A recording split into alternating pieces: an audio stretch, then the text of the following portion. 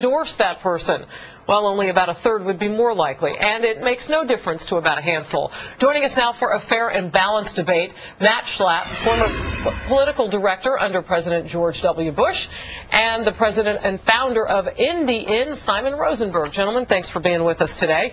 Simon, I'm going to start with you. Is this poll showing that an Obama endorsement could actually hurt Democratic candidates? Well, I don't think the poll is as significant as was in the lead-in, because what it shows is about as many people think that an Obama endorsement would be negative as voted against him in the election in 2008. There really hasn't been a big shift. 46% of the country voted against Barack Obama in 2008. This has it at 48%, and with margin of error, it could be 46. So it's not a surprising finding. I mean, there's about 45, 47% of the country is very opposed to this president. That hasn't really changed very much. What's important to me is the other data in the poll, which shows that 43% of the country considers themselves Democrat, 34% Republican, showing what I think a hard road the Republicans are going to have this fall. There's significant data in the poll in addition to what you showed, I think. All right, Matt, I want to ask you this, though. When you take a look at this, and you heard Simon talk about the breakdown, independents, that coveted group, and maybe we can take a look at that portion of the poll, saying that it definitely makes a difference to them. More than half would be less likely to vote for a candidate endorsed by this president. Both Democrats and Republicans want this coveted, independent, moderate group. What does this say to you? Well, it shows that this president is in a world of hurt when it comes to his poll numbers. If you look at the recent Gallup numbers, he's been as low as 44%. He has the lowest numbers, Harris, of any modern president at this point in his presidency.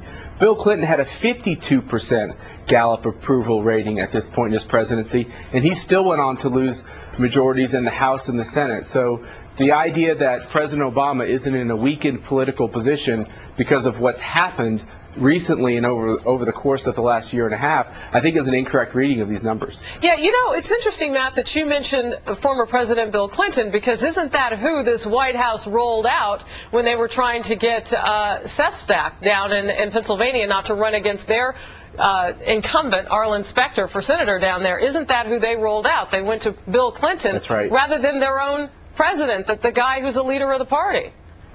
Well, you know, the idea that they went to a former president to try to cut this deal in Pennsylvania is an interesting angle. I think another interesting angle is we're going to have key Senate races in battleground presidential states, states that Barack Obama was able to take back from the Republicans in 2008, states like North Carolina, states like Indiana and Florida and Ohio.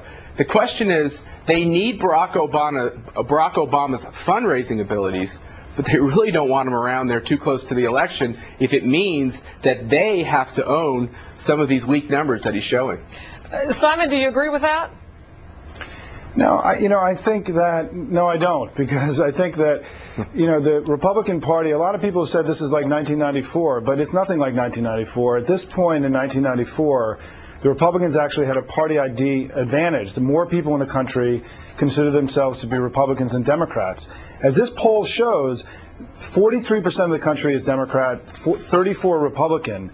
And what it's saying is that the Republicans are still a very unpopular party. They're still ideologically divided. They're not raising a lot of money right now. They've got weak leadership in Washington. And I think that even though the Democrats are not where they want to be, I don't think the Republicans are where they want to be in this election either. They've still got a lot of work to do to be able to take advantage of the Democratic weakness right now. Matt, I can hear you back there. The only thing I would tell Simon is that the reason why there's a 10% advantage in this poll is because they called more Democrats than probably is fair to say where the generic ballot is. In fact, those who were polled in this PPP poll said that they voted by nearly 20% for Barack Obama. So even in this poll, which I think would be skewed a little too Democrat, these numbers are still weak for the president. And if you look across some of these other numbers, I think it tells a terrible story. Matt, there's a difference between generic ballot and the party ID. The party ID across the country has been 6 to 10 points in favor of the Democrats this entire election in every poll taken this year. The generic ballot so why is this one 10? Has tightened up. No.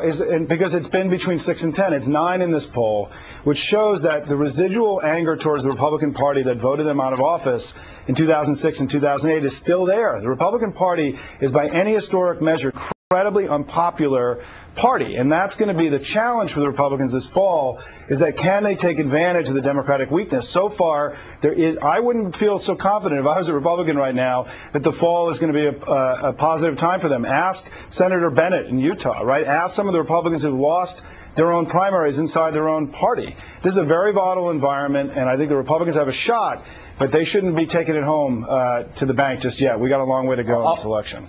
I'll make a bold prediction. The Republicans are still going to hold that Senate seat in Utah. And at the end of the day, history shows us if the president is below 50 in his approval ratings, the average pickup in the House is 41 seats, and the Republicans need only 40. And I think we're seeing in these Senate races great opportunities as well. So I think it's a pretty good position that they're in now. Let me interject on you guys. Gosh, it's been interesting to sit back and listen to you guys. I had one quick question for Matt.